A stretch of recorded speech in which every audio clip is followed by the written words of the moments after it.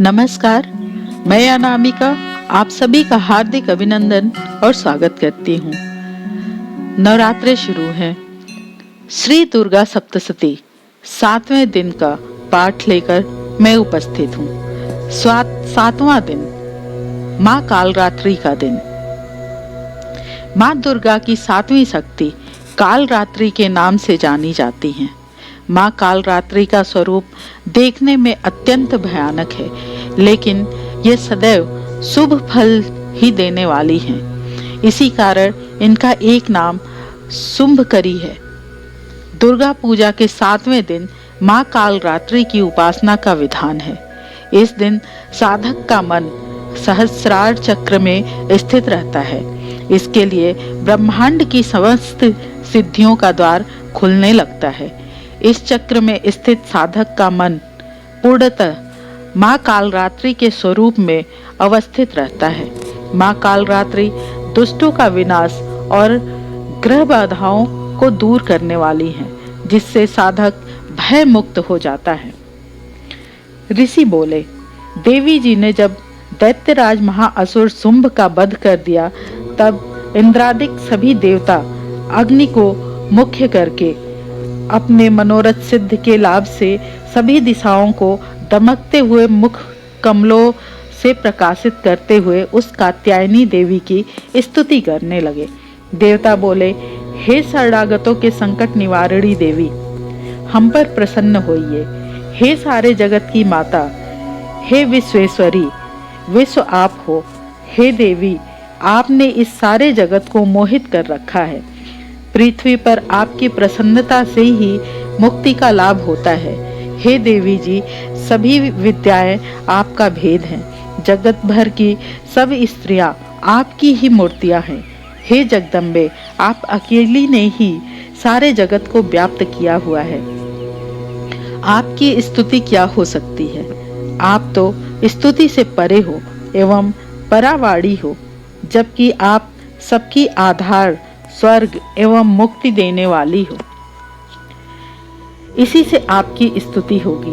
आपकी स्तुति के लिए अन्य कौन सी उत्तम उक्तियां हो सकती हैं? सारे जनों के हृदय में बुद्धि रूप होकर आप ही स्थित हो। हे देवी, स्वर्ग एवं मोक्ष देने वाली नारायणी, आपको नमस्कार हो। काष्ठादिक रूप से सबकी रक्षा कीजिए। हे देवी, आप चर अचर की स्वामिनी हो। आप ही एकमात्र जगत का आधार हो। पृथ्वी स्वरूप में विराज रही हो। देवी जी, आपका पराक्रम अलंघनीय है। आप ही जल स्वरूप में स्थित होकर इस सारे विश्व को तृप्त कर रही हो।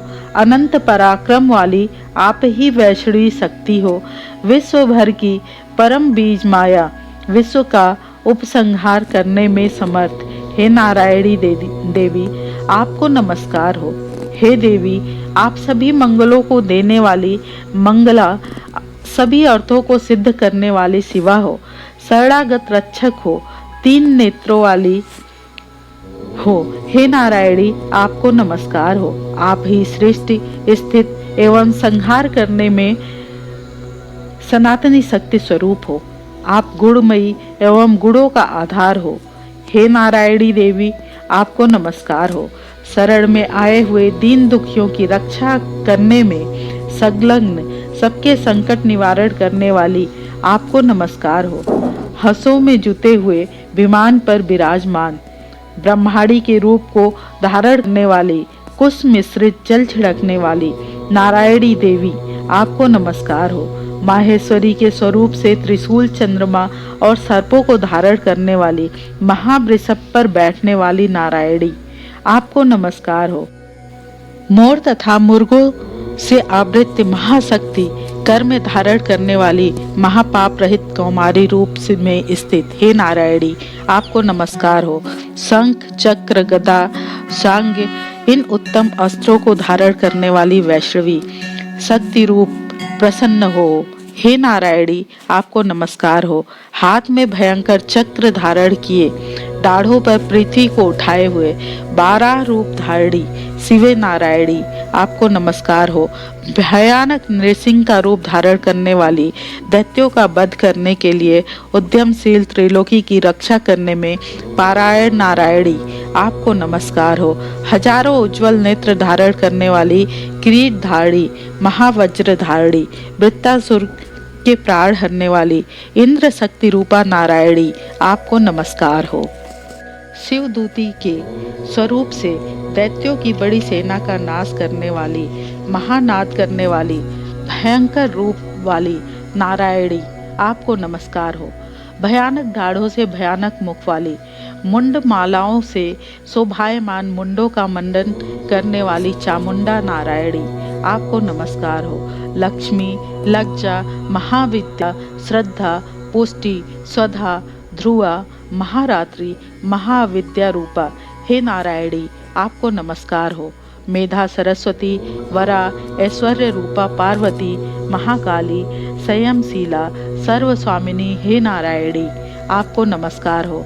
सर्व ईश्वरी, सभी शक्तियों से संपन्न हे दुर्गा देवी, भयारी भयों से रक्षा करो हे देवी आपको नमस्कार हो। यह आपका मुख 3 नेत्रों से विभूषित और सुंदर है, हमारी सभी भयों से रक्षा करो हे कात्यायनी आपको नमस्कार हो। हे भद्रकाली, सभी दैत्यों का नाश करने वाली, भड़कती हुई अग्नि की ज्वालाओं से महाभयानक आपका त्रिशूल हमारी भय से रक्षा करे आपको नमस्कार हो। हे देवी, शब्द द्वारा सारे जगत को व्याप्त करके जो दैत्यों का तेज हनन कर देता है, वह आपका घंटा जैसे माता अपने पुत्रों को पापों से बचाती है, वैसे ही हमारी रक्षा करे। हे चंडिके, आपके सुंदर हाथों की तलवार जो असुरों के खून और चर्बी से लथपथ हो रही है, वह हमारा मंगल करे, हम आपको प्रणाम करते हैं। हे देवी, जब आप प्रसन्न होती हो तो सभी रोगों को नष्ट कर देती हो, क्रोध करने पर सभी मनोरथ एवं कामनाएं नाश करती हो। आपके आश्रित पुरुषों पर कोई संकट नहीं आता, अपितु आपके आश्रित पुरुष दूसरों को भी आश्रय देते हैं। हे देवी, आपने जो आज इन धर्म द्वेषी महादैत्यों का क्षय किया है, वह अपने स्वरूपों को अनेक शक्ति रूपों में विभक्त करके किया है। हे अंबिके, आपके सिवाय और कौन दूसरा ऐसा कर सकता है। विद्याओं में विचार के दीपक, रूप शास्त्रों में, वेद वाक्यों में आपके सिवा और किसका वर्णन आता है, और न आपके सिवा कोई दूसरी शक्ति है जो इस विश्व को अज्ञान रूपी भयानक अंधकार से पूर्ण ममता रूपी गड्ढे में खूब भटका रही है। जहाँ राक्षस हो, विष वाले सर्प हों, जहाँ शत्रु हों, जहाँ पर डाकुओं का दल आ जाए, वन में आग लग रही हो, एवं समुद्र के मध्य में जहाँ कहीं उपस्थित होकर आप विश्व की रक्षा कर लेती हो। हे विश्वेश्वरी, आप विश्व की रक्षा करती हो, विश्व रूप होकर विश्व को धारण करती हो। आप विश्वेश्वर से वंदनीय हो। जो पुरुष आपको प्रणाम करते हैं वे विश्व के आश्रय हो जाते हैं। हे देवी, जिस प्रकार इस समय दैत्यों के वध से तुरंत हमारी रक्षा कर ली, इसी प्रकार नित्य ही हमें शत्रुओं के भय से बचाइए। प्रसन्न होकर और जल्दी से सारे जगत के पाप नष्ट कीजिए। पापों से उत्पन्न महामारी आदि उपद्रव भी दूर हो। हे देवी, विश्व भर में दुख दूर करने वाली, प्रणाम करने वाले हम पर प्रसन्न होइए। तीनों लोकों के निवासियों से स्तुति की गई मातेश्वरी, सब लोगों के निवासियों से स्तुति की गई मातेश्वरी, सब लोगों को वरदान दीजिए। देवी बोली, हे देवगण, मैं वर देने को तैयार हूँ, मनचाहा भर मांग लो। संसार का उपकारक वर मैं अवश्य देती हूँ। देवता बोले, हे सर्वेश्वरी, आप त्रिलोकी की समस्त बाधाएं शांत करें और इसी प्रकार हमारे शत्रुओं का भी नाश करती रहे। देवी बोली, हे देवगण, वैवस्त्र मनवंतर के 18वें युग के आने पर शुंभ निशुंभ नामी 2 और महादैत्य पैदा हो जाएंगे। तब मैं नंद गोप की गृहिणी यशोदा के गर्भ से अवतार लूंगी और विंध्याचल में जाकर निवास करूंगी। फिर पृथ्वी पर महाभयंकर रूप से अवतार लेकर वैप्रचित्ति नामक घोर दैत्यों का भक्षण करते समय मेरे दांत भी अनार के फूलों की तरह लाल हो जाएंगे। तब स्वर्ग से देवता और पृथ्वी पर मनुष्य मेरी स्तुति करते समय मुझे रक्त दंतिका कहेंगे।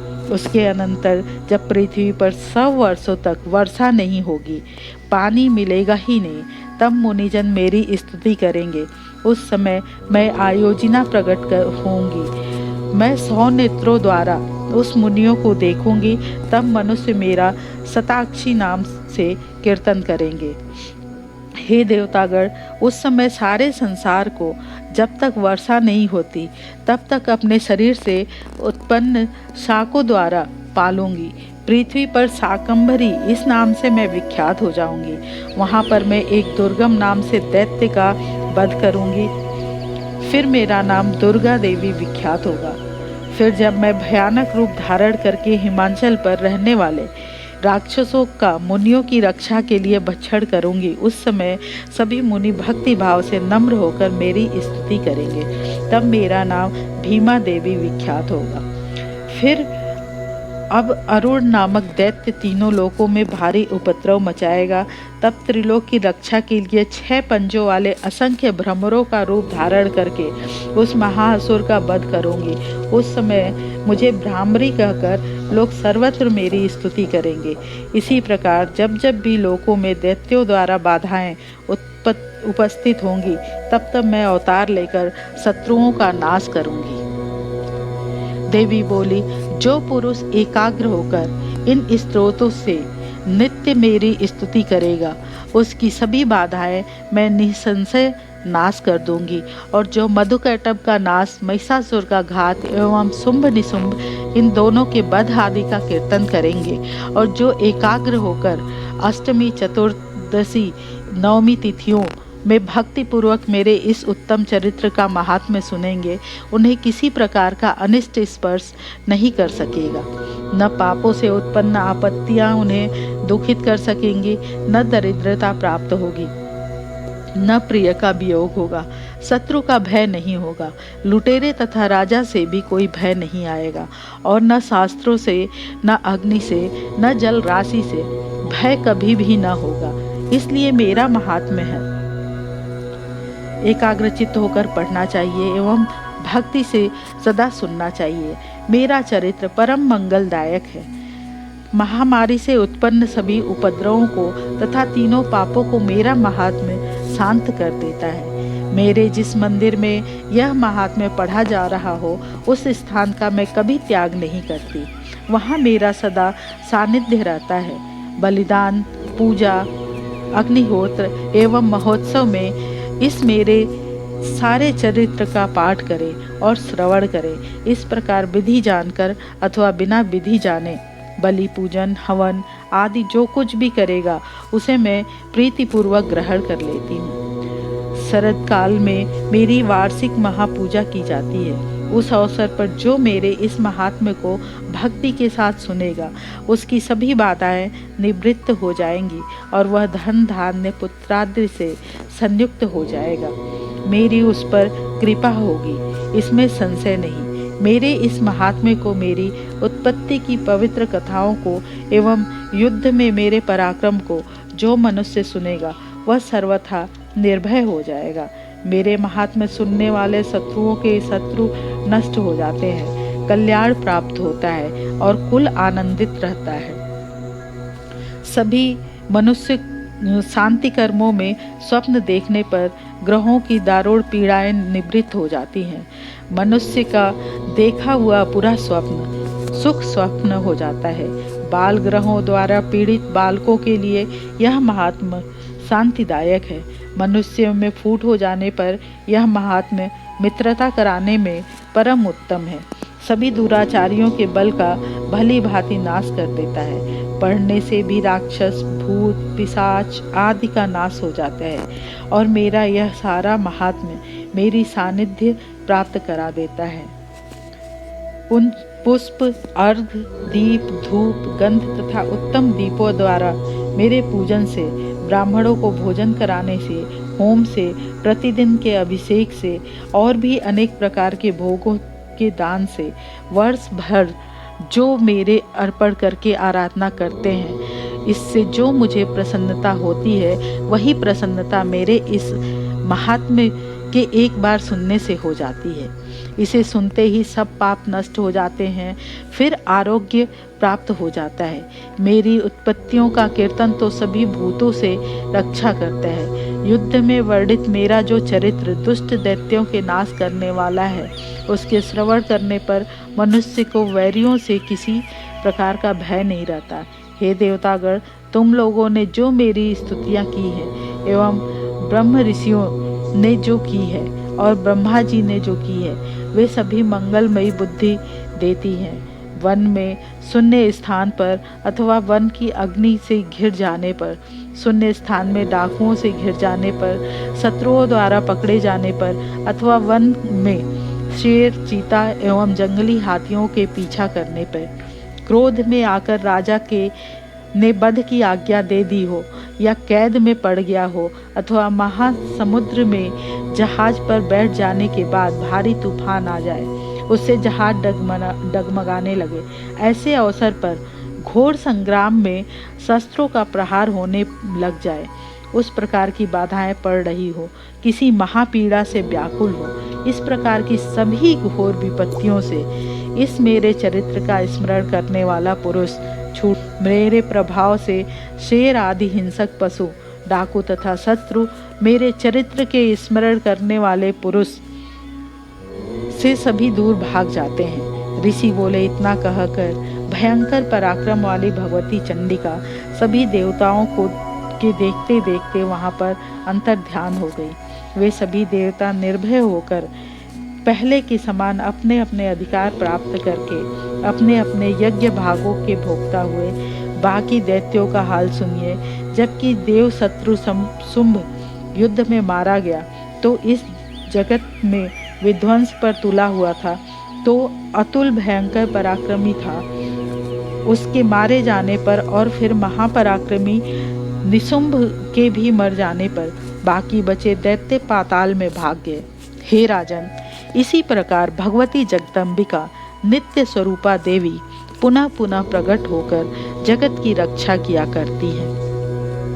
यह देवी जी विश्व का मोहन करती हैं, यही जगत को पैदा करती हैं, उसी के आगे प्रार्थना करने पर संतुष्ट हो जाती हैं, फिर ज्ञान एवं सिद्धि प्रदान करती हैं। हे राजन, उसी से ही सारे संसार को व्याप्त कर रखा है। महाप्रलय काल में महामारी के स्वरूप में ही यह देवी ब्रह्मांड भर में व्याप्त हो जाती हैं। यही देवी समय समय में महामारी हो जाती हैं। अजन्मा होते हुए भी यह सृष्टि रूप हो जाती हैं। वही सनातनी देवी समय समय पर प्राणियों की स्थिति किया करती हैं। मनुष्यों के उन्नति समय में यही देवी घर में वृद्धिदायिनी लक्ष्मी रूपा हो जाती हैं।